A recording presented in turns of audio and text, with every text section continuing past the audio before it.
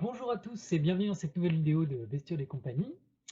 Alors, suite à la petite introduction, on a vu un peu comment reconnaître les adultes des juvéniles. Bah là, dans cette vidéo, on va voir un peu concrètement sur des images comment on fait. Alors, on va commencer par les adultes. Alors, là, on a vu que pour reconnaître les adultes des juvéniles, le plus simple, c'était de regarder en fait le développement des ailes. Si on a des ailes développées, on sait que c'est un adulte. Si on a des ailes qui ne sont pas finies d'être développées, donc qui sont plutôt dans des fourreaux, et ben, on a affaire à un juvénile. Alors sur cette première image, et ben, là, il n'y a aucun doute. Là, on voit bien ces ailes longues et bien développées, beaucoup plus longues que l'abdomen. Donc là, il n'y a pas de souci pour en faire un adulte. Ça ne peut pas être un juvénile, c'est impossible. Sur cette photo suivante, donc là, tout à l'heure, on avait un ancifère, là, on a un cellifère, un criquet. Donc là, c'est pareil, on a des ailes qui sont très développées et qui recouvrent entièrement l'abdomen, donc aucun souci pour en faire un adulte. De nouveau ici, des ailes très longues et développées, donc là, on voit bien que c'est un adulte, il n'y a pas de problème. Donc là, on voit sur cette photo un peu plus en détail comment est fait justement, comment sont faites les ailes chez les orthoptères. Donc là, on a l'aile antérieure là, qui est ici, qu'on appelle en fait chez les orthoptères le tegmen. Donc au pluriel, ça donne les tegmina. Et donc en fait, c'est cette aile-là qu'on voit au repos. Et en fait, sous cette aile, il y a l'aile postérieure en fait qui est beaucoup plus développée, mais qui est repliée en accordéon. Là, on devine les plis. euh, et donc qui est repliée au repos sous la première paire d'ailes. Et donc c'est cette aile-là qui va servir pour le vol. Là, enfin chez les espèces en tout cas qui ont des ailes développées. Donc là, quand on a une aile comme ça, bien développée et tout, il n'y a aucun souci, on est sûr que c'est un adulte. Alors là, on est chez une sauterelle, donc là, on voit déjà que les ailes sont un peu plus courtes, elles recouvrent l'abdomen quand même, donc elles dépassent pas, mais elles recouvrent l'abdomen, donc là, c'est pareil, il n'y a pas de problème pour en faire un adulte. Alors, là, ça se corse un petit peu, parce que là, on voit que les ailes, elles sont quand même très courtes. Elles font même pas la moitié de l'abdomen, et puis elles ont un aspect particulier, elles ressemblent un peu à une écaille. Donc si on zoome un petit peu, en revanche, on voit que c'est la nervure, en fait, la nervation des ailes, elle est assez particulière. Donc on a des nervures principales qui sont parallèles, mais qui ne donnent pas un aspect d'éventail, comme on aurait chez les juvéniles. Et surtout là, on devine aussi des nervures qui se croisent, en fait, ça fait des petites cellules, donc c'est des nervures un peu anastomosées, comme on dit. Donc ça donne une nervation assez complexe, qui, en fait, n'existe pas chez les juvéniles.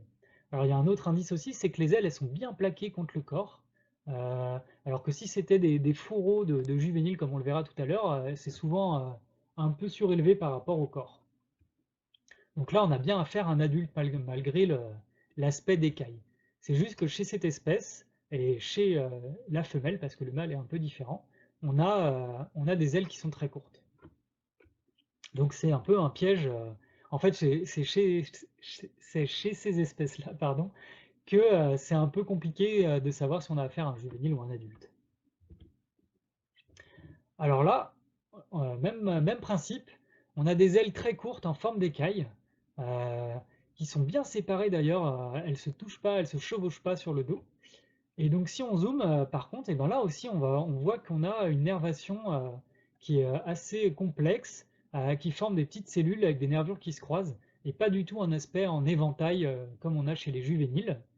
Et en plus, si c'était un juvénile, donc en plus d'avoir cet aspect en éventail, et ben bien souvent on voit à la fois la paire d'ailes postérieures et la paire d'ailes antérieures qu'on verrait un peu ici. Alors que là on voit bien que les ailes postérieures, donc les ailes qui normalement servent à voler, alors bon chez cette espèce on voit bien qu'elles ne volent pas, et ben les ailes postérieures elles sont bien cachées par cette aile-là. Donc on a bien affaire à un adulte. Donc là, c'est une espèce qui est très commune et en fait, c'est hyper fréquent que les débutants se fassent avoir et pensent avoir affaire à un juvénile parce qu'elle a vraiment des ailes très courtes, même à l'âge adulte. Alors là, on a toujours des adultes, toujours un adulte, mais donc là on est chez un Nancifère. Et donc là aussi les ailes sont très courtes. Vraiment, elles dépassent à peine dessous le pronotum. Mais si on regarde en détail, bah là c'est pareil, on voit que la nervation elle est assez complexe avec des cellules, des nervures bizarres. On n'aurait pas du tout ça chez un juvénile. Et en plus là on voit que les ailes forment comme un petit toit en fait, qui en fait c'est une structure qui va servir à amplifier le son lors de la stridulation, parce que chez les encifères, comme on l'a vu rapidement, c'est le frottement des deux ailes qui va produire la stridulation. Et le fait que ça soit en toit comme ça va amplifier le son. Enfin bref, ce qu'il faut retenir ici, c'est qu'on a une nervation complexe typique des adultes, malgré la longueur des ailes qui est assez courte. Alors, alors ici, là, c'est pas facile, parce que là, on voit à peine les ailes. En fait, on les devine simplement ici. Donc là, en fait, je vous ai mis cette photo pour vous montrer que chez certaines espèces, les ailes, même adultes, sont difficiles à voir et peuvent être cachées par le pronotum. Alors là, chez cette espèce, justement, le pronotum, il est très développé, il se prolonge assez loin vers l'arrière et il vient masquer, en fait, masquer ses ailes. Donc là, il ne faut pas hésiter, quand on est sur le terrain, à soulever un peu le pronotum pour aller voir un peu à quoi ressemblent les ailes. Et donc là, si on faisait ça, on verrait justement ces ailes en fait elles sont assez développées et elles présentent une nervation complexe. Et donc c'est bien un adulte. Et ce qu'il faut savoir aussi, c'est il existe même des espèces qui sont totalement dépourvues d'ailes à l'âge adulte. Et donc là, c'est assez compliqué de savoir si on a affaire à un adulte ou un juvénile. Et là, il va falloir regarder d'autres parties, notamment le développement des appendices génitaux, savoir si c'est plutôt développé ou pas pour conclure. Donc c'est pas toujours évident. Bon, c'est assez rare quand même. Donc maintenant, on va voir les juvéniles pour voir la différence. Donc là, voilà, on a un beau juvénile de criquet égyptien. Et donc, ce qu'on peut voir, c'est justement cette fameuse structure d'aile de juvénile ici. Oula. Alors, si je zoome un petit peu, voilà, on voit bien cette forme un peu en éventail, en faucille, avec les nervures parallèles et en éventail, et puis qui ne sont pas tout à fait plaquées au corps. Puis elles apparaissent vraiment très courtes. Alors, si je prends la même photo, mais vue du dessus, voilà, on se rend compte aussi que en fait, cette première paire d'ailes ne masque pas la paire d'ailes, cette paire d'ailes-ci. Et donc ça, chez les adultes, on n'a jamais ça en fait. On a toujours la paire d'ailes postérieure qui vient cacher la paire d'ailes, pardon, la paire d'ailes antérieure qui vient cacher la paire d'ailes postérieure. C'est pas facile. Alors que chez les juvéniles, en fait, c'est un peu particulier, c'est l'inverse. En fait, cette aile-là, c'est la paire d'ailes postérieure qui vient recouvrir en partie la paire d'ailes antérieure. Et donc, lors de la dernière mue, en fait, ça va s'inverser et c'est elle-ci qui va venir cacher celle-ci. Donc, ce qu'il faut retenir ici, c'est les ailes qui sont dans un fourreau avec ces nervures parallèles en forme d'éventail. On n'a pas du tout une nervation complexe. Et puis, en fait, le fait on voit les deux paires d'ailes, on voit les deux paires d'ailes, ce qu'on n'a pas chez les adultes. Alors, chez une autre espèce, même constat, là, on voit bien les deux paires d'ailes qui sont bien successives et avec une nervation. Alors là, la nervation, elle est vraiment, on est vraiment au premier stade, donc c'est les tout premiers stades des larves. Donc les ailes sont vraiment très peu développées. La nervation, elle est vraiment à peine développée. On n'a pas du tout une nervation complexe et on a des nervures plutôt parallèles et plutôt en forme d'éventail. Donc là, un juvénile également.